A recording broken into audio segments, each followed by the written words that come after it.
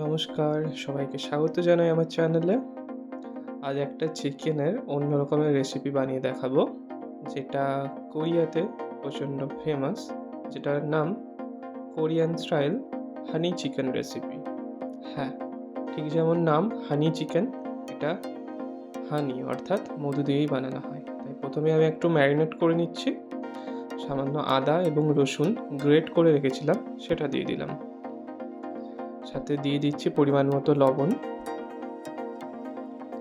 এরপর দিয়ে দিচ্ছি গোলমরিচ গুঁড়ো।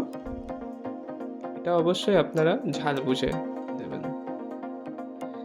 এরপর দিয়ে দিলাম সামান্য ভিনিগার। যদি ভিনিগার বাড়িতে না থাকে তাহলে পাতিলেবুর রসও দিতে পারেন। এরপর 1 চা চামচ ডার্ক সয়া সস দিয়ে দিলাম। ডার্ক সয়া সস বা লাইট সয়া সস আপনাদের কাছে যেটাই অ্যাভেলেবেল থাকবে সেটা দিয়ে পরে সামান্য মাখিয়ে পরে এটাকে ম্যারিনেশনের জন্য রেখে দেবেন। যদি হাতে সময় না থাকে তাহলে 15 মিনিটও রাখতে পারেন, আর যদি হাতে সময় থাকে তাহলে 1-2 ঘন্টা রাখতেই পারেন। আমি দেখুন 2 ঘন্টা রেখে নিয়েছিলাম। এরপর এর মধ্যে দিয়ে দিচ্ছি আমি কর্নস্টার্চ। কর্নস্টার্চটা যখন আপনারা এটা বানাবেন তার আগেই দেবেন। আগের থেকে যদি আপনি ম্যারিনেশন করে রাখেন, অর্থাৎ যদি আপনি 2 ঘন্টার জন্য ম্যারিনেশনে রাখেন, তাহলে কর্নস্টার্চটা পরে মাখাবেন। তাই দেখুন আমি কর্নস্টার্চটা খুবই কম পরিমাণে দিয়ে দিয়েছি। কোটিংটা কিন্তু যেমন চিকেন পকোড়া হয় সেরকম একটা ঘন কোটিং হবে না, খুবই হালকা একটা কোটিং হবে। তার জন্যই কর্নস্টার্চটা আমি খুবই অল্প পরিমাণে দিয়েছি।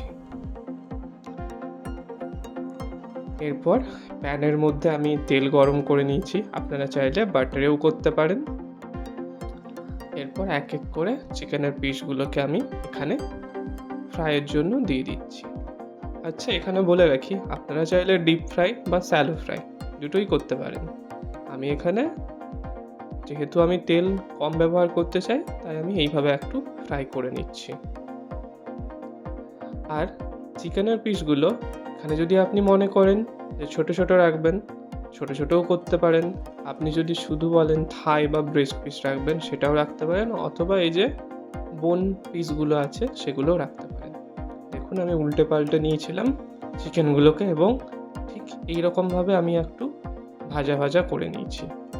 প্রথমে একটা ব্যাচ দিলাম, তারপর বাকি যে চিকেনটুকু আছে সেটাও আমি ভেজে নেব।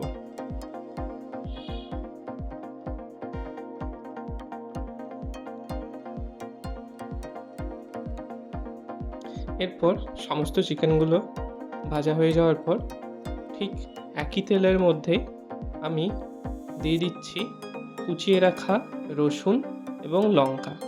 লঙ্কাটা অবশ্যই আপনারা ঝাল বুঝে দেবেন। যদি ঝাল কম খেতে পছন্দ করেন তাহলে লঙ্কাটা কম দেবেন, কিন্তু রসুনটা আপনারা অবশ্যই একটু বেশি করে দেবেন, কারণ রসুনের থেকেই কিন্তু এখানে একটা টেস্ট আসে। এটার নাম শুধু কোরিয়ান হানি চিকেনও নয়, এটাকে গার্লিক হানি চিকেনও অনেকে বলে থাকে। তাই দেখুন আমি দিয়ে দিলাম একটু সামান্য সয়া সস, এবং এরপর আমি দিয়ে দিচ্ছি হানি। হানিটা আপনারা অবশ্যই একটু বেশি পরিমাণে ব্যবহার করবেন। আমি 1 চামচ দিয়েছিলাম, পরে যখন আমার মনে হয়েছিল তখন আমি আরও 1টা চামচ এক্সট্রা দিয়ে দিয়েছিলাম। দিয়ে দিলাম স্বাদের জন্য সামান্য নুন।